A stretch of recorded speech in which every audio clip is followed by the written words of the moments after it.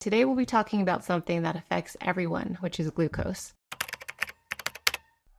Welcome back to my YouTube channel. I'm Dr. Jinmee Graham, a holistic naturopathic doctor, and today we'll be talking about something that affects everyone, which is glucose. More specifically, we'll be talking about glucose spikes, what they are, how they happen, and how to prevent them for our overall health and well-being. Let's start with some basics. First of all, what is glucose? Glucose is a form of sugar that our bodies primarily use for energy. It is found in many types of foods, but especially in carbohydrates such as rice, breads, pastas, and fruit. When we eat carbohydrates, our body breaks the carbohydrates down into glucose, which then enter our bloodstream. Now, while glucose is essential for energy, it's important that we keep glucose in balance. Too much glucose can lead to a glucose spike, which can be pretty detrimental to our body. When we consume large amount of carbohydrates, especially those refined carbs such as white breads or white pastas, this causes glucose to enter the bloodstream very quickly and in large amounts, which can lead to those glucose spikes. Now, normally this influx of glucose triggers the organ or pancreas to produce the hormone insulin, which helps our cells utilize that glucose in the blood for energy. You can think of insulin like a key that helps unlock our cells to open them up to receive the glucose hanging around in the blood to be used for fuel. However, when this influx of glucose happens too quickly or too often, this can lead to the pancreas needing to produce more and more insulin to try to deal with all that glucose, which over time can lead to the body becoming less responsive to the insulin in our bodies, which is called insulin resistance. This is when our blood sugar or glucose stays high even after insulin has been released.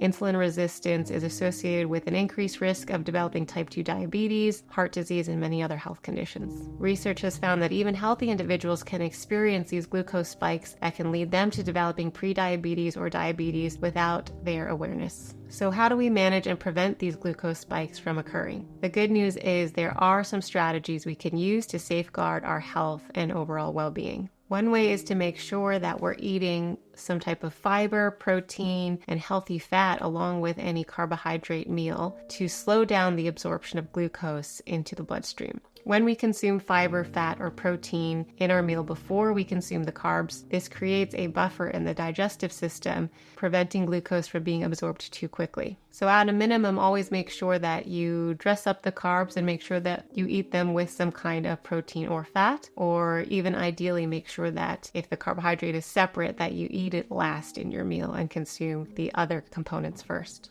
It's also not just what we're eating, but how much we're eating. So of course, in general, consuming less portions of carbohydrates is better than eating too much to avoid some of that glucose spiking. And of course, as always, this recommendation is very individualized. It depends on the type of person and what their needs are at different stages of life, where you might need more of these carbohydrates. But when you choose your carbohydrate sources, if you can opt for more of the complex carbohydrates instead of those simple refined carbohydrates, this will be better for your blood sugar overall as well. So complex carbs include those whole grains, legumes, vegetables, instead of the refined carbs that really spike our blood glucose, such as the white breads, white pastas, sugary drinks, etc. Exercising after a meal is also greatly beneficial for allowing our muscles to take up that glucose in the blood immediately to be used for energy. And this occurs without the need for a release of insulin. So a great practice is to try to exercise within 20 to 30 minutes of eating. In office, we refer to this as postprandial exercise, which is a fancy way of saying